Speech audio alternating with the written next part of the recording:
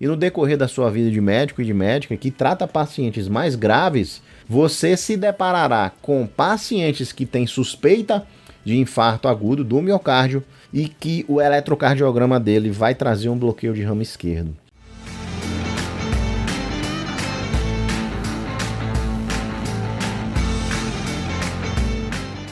Fala, meus amigos e minhas amigas laringoscopistas, vamos analisar este eletrocardiograma aqui.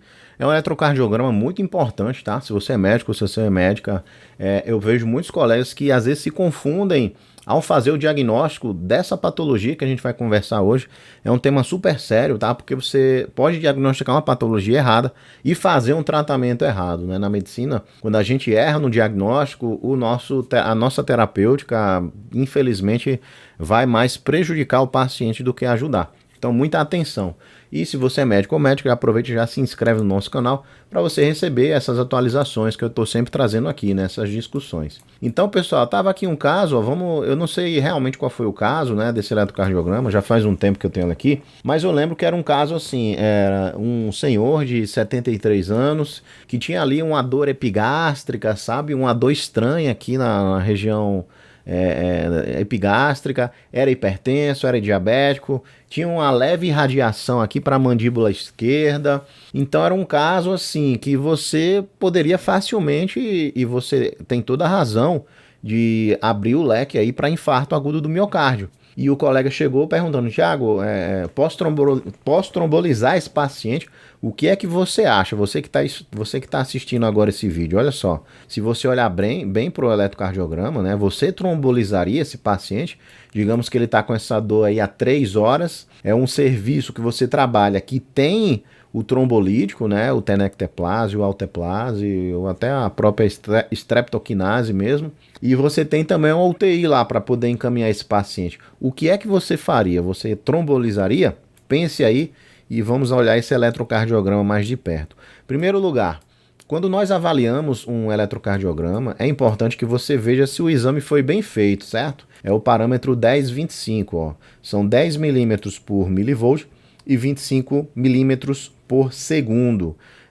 Sim, esse exame foi bem feito, tá aqui, né, o registro que correu na amplitude certa, na velocidade certa, né? Você pode olhar aqui também, ó, para esse retângulo aqui, ele tem que pegar 2 quadradões. Então sabemos que o exame foi feito na configuração correta. O AVR está negativo. É esse daqui, ó, também mostra que o exame foi bem realizado, né? Os eletrodos posicionados de maneira correta. O V1 também majoritariamente negativo. Então, o que é que aconteceu? Esse colega que me passou o caso, ele falou: Tiagão, aqui eu tô vendo supra de V1, supra de ST de V2, de V3, ó, tem vários supras aqui. E ele estava querendo trombolizar o paciente, ó, aqui em D2, ó, D3 na verdade. A gente consegue ver supra de ST aqui também, né? Se você perceber, tem várias alterações de ST nesse eletrocardiograma. E aí eu quero trazer para você, meu amigo e minha amiga, que nós devemos analisar esse eletro aqui de uma maneira diferente, tá? Porque esse eletro aqui, ele caracteriza um bloqueio de ramo esquerdo. Percebe que, por exemplo, aqui em V4, ó, olha a largura do QRS do paciente. Nós temos aqui 1, 2, 3, 3,5 quadradinho de largura. Isso caracteriza um bloqueio de ramo esquerdo. Vamos ver aqui no V1, ó. Temos 1, 2, 3,5 também, quadradinhos de largura. Então, acima de 3 quadradinhos de largura do QRS, você caracteriza o paciente com bloqueio de ramo esquerdo, tá? É uma patologia super frequente e no decorrer da sua vida de médico e de médica que trata pacientes mais graves, você se deparará com pacientes que têm suspeita de infarto agudo do miocárdio e que o eletrocardiograma dele vai trazer um bloqueio de ramo esquerdo. E a gente vai conversar sobre isso, porque no BRE é comum existir supras e infras, tá? O normal é que o QRS esteja para um lado e o segmento ST esteja para outro. Por exemplo, aqui em V1, o QRS está para baixo e existe um supra de ST. V2, QRS para baixo, supra. V3, QRS para baixo, supra de ST. Isso é esperado, certo, meus amigos e minhas amigas? Faz parte, é esperado. V4, mesma coisa. O V5, ó, o QRS está para cima e nós não temos supra. Poderíamos ter aqui um infra, mas também não aconteceu esse fenômeno. Vejamos nas outras derivações aqui se eu consigo pegar um infra de ST. Não tem não. Mas se isso acontecer, é esperado também. QRS para cima, infra de ST, QRS para baixo, supra de ST. Isso pode acontecer e é bem comum que aconteça no bloqueio de ramo esquerdo, tá? Então nós não deveremos, considerar esse eletro aqui como um infarto com supra de ST, tá?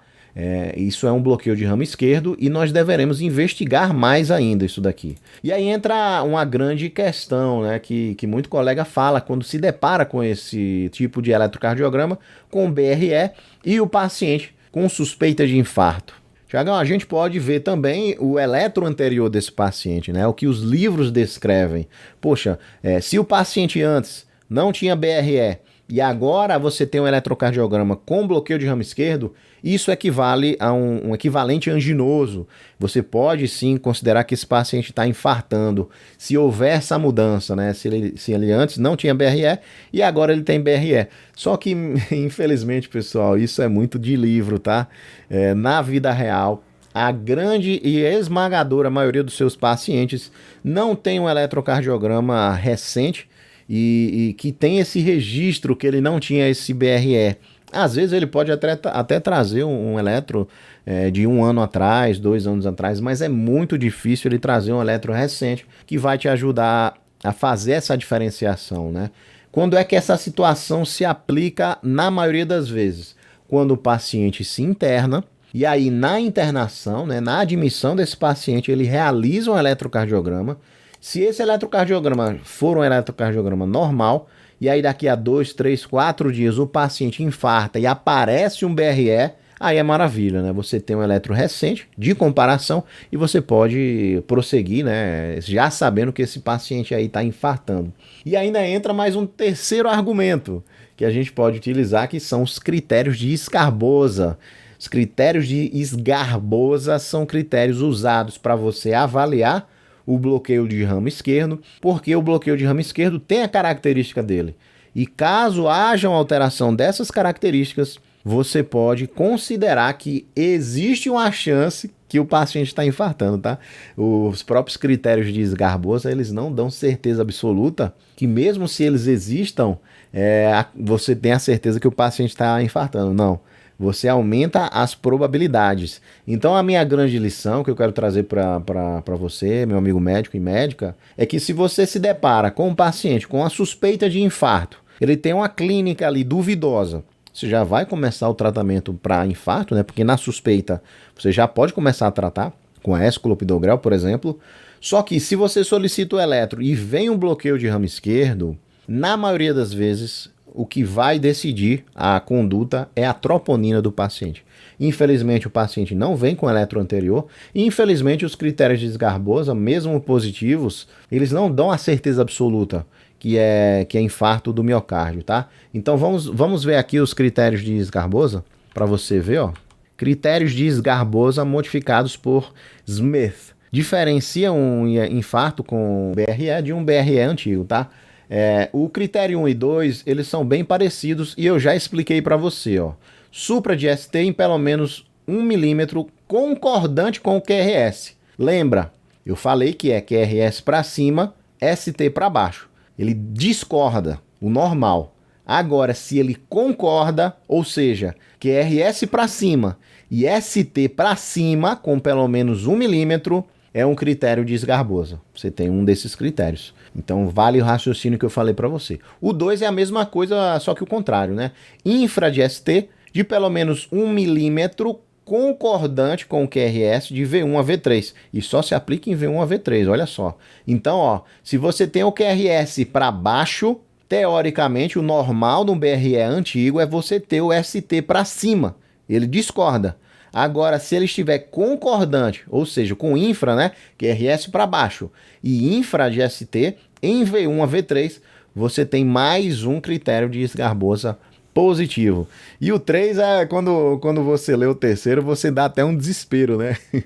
Mas eu vou deixar ele mais simples, ó. Supra ou infra de ST, né, de pelo menos 1 milímetro discordante do QRS e relação STS ou STR maior que 30%. Meus amigos, vamos ver aqui. É fácil. Então, é como se fosse um Supra que respeita a regra do BRE antigo, ou um Infra, né, que respeita a regra do BRE antigo. QRS para cima vai ter o Infra, QRS para baixo vai ter o Supra, só que é um Supra exagerado, maior que 30% do tamanho do QRS. Tem aqui um exemplo, ó. Deixa eu colocar a foto aqui pra gente. Aqui, por exemplo. Na teoria, é normal isso daqui no BRE antigo, tá? QRS para cima, Infra de ST. QRS para baixo, Supra de ST. Mas, se for exagerado, mais que 30%, aí você entra como critério de esgarbosa. Por exemplo, aqui, deu 10 milímetros de QRS para cima, o Infra deveria ter até no máximo 3 milímetros, tá? Que é 30% do QRS. Mesma coisa aqui, QRS para baixo, normal é ter um Supra de ST, porém, se esse Supra de ST aqui, ó, tiver mais do que 30% do QRS, que deu 10,5 milímetros, deu aqui no cálculo que fez, né, mais ou menos 3 milímetros, se tiver mais do que 3 milímetros, você tem um critério positivo aí para o esgarbosa, né?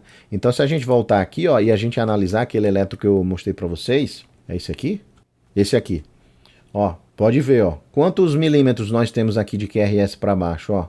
Cada quadradão são 5, né? Temos aqui um grandão, 2,5. Daria 10, 15 milímetros. O Supra é bem pequeno, né? Tá respeitando. O maior Supra que tem é esse daqui, ó. Tá bem menos que 30%, né? Então pode ficar tranquilo.